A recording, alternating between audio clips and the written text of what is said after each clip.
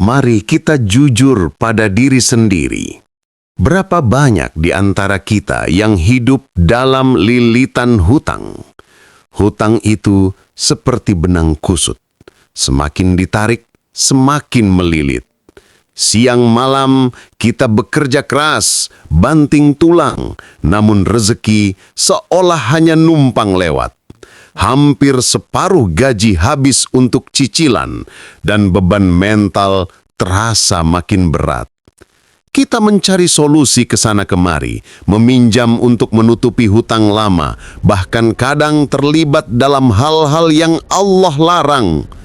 Kita mengetuk pintu manusia, namun yang kita temukan hanyalah kekecewaan. Padahal ada satu pintu yang tidak pernah tertutup, pintu langit. Ada satu zat yang tidak pernah tidur, tidak pernah lalai, dan selalu mendengar bisikan hati kita. Dialah Allah Subhanahu wa Ta'ala. Allah berfirman dalam Al-Quran, Surah Adz-Dzariyat ayat 56. Dan aku tidak menciptakan jin dan manusia, melainkan supaya mereka beribadah kepadaku. Ibadah bukan hanya salat, puasa, atau zakat. Ibadah adalah seluruh aktivitas hidup kita, termasuk saat kita berjuang mencari rezeki dan membayar hutang. Sekarang izinkan saya menceritakan sebuah kisah yang sangat menginspirasi. Ada seorang saudara bernama Budi, seorang karyawan swasta di kota besar. Gajinya sebenarnya cukup, tapi karena gaya hidup konsumtif dan kebutuhan keluarga yang terus bertambah, ia terjerat hutang kartu kredit dan pinjaman bank hingga puluhan juta rupiah. Setiap bulan, ia pusing membayar cicilan. Hampir separuh gaji habis, sisanya tidak pernah cukup. Ia sudah mencoba berbagai cara, mencari kerja sampingan, meminjam ke teman, namun hutangnya tak kunjung lunas. Suatu malam, dalam keadaan putus asa, ia teringat nasihat seorang ustadz tentang kekuatan zikir. Ustadz itu berkata, "Nak, setelah sholat subuh, jangan langsung beranjak.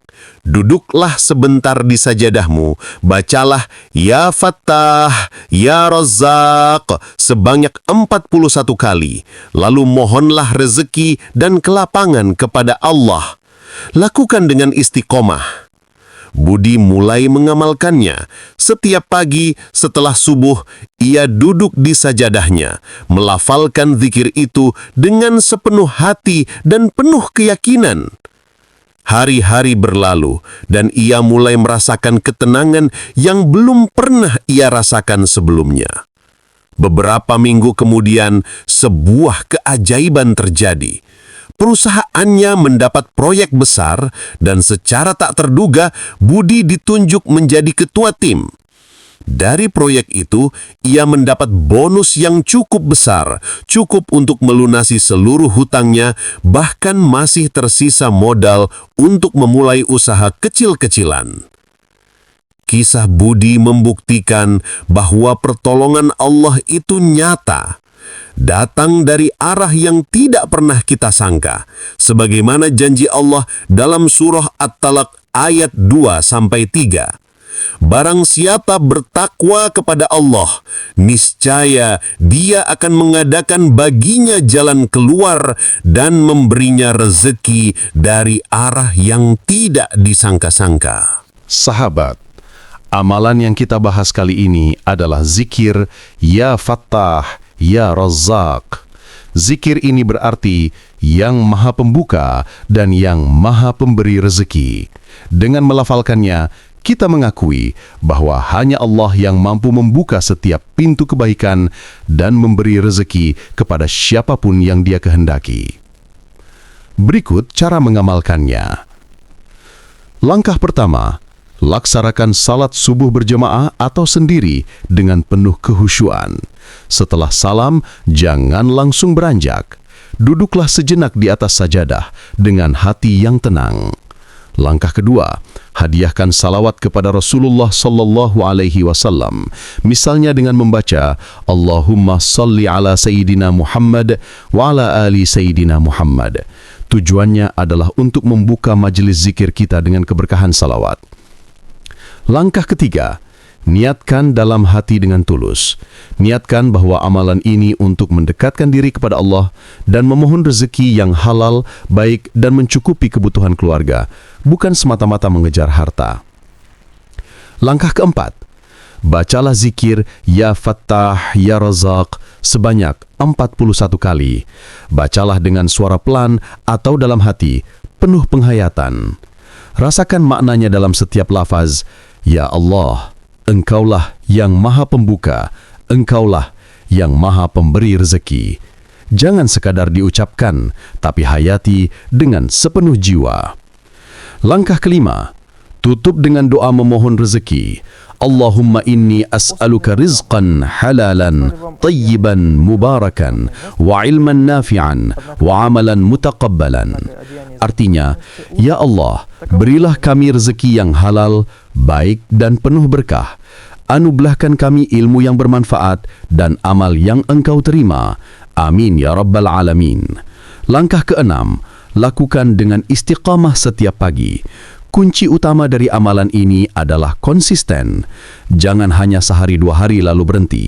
Insya Allah dengan istiqamah, Allah akan membuka pintu pertolongan dan rezeki dari arah yang tidak kita sangka.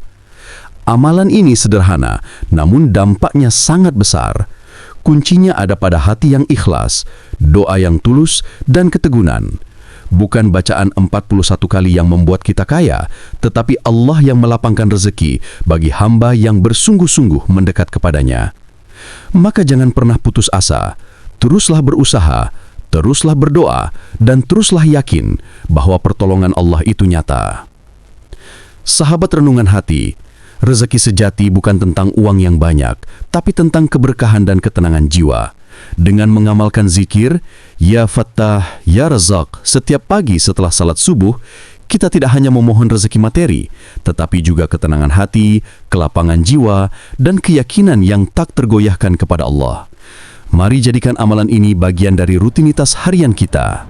Siapa yang menjaga subuhnya dengan zikir dan doa, Allah akan menjaga rezekinya sepanjang hari.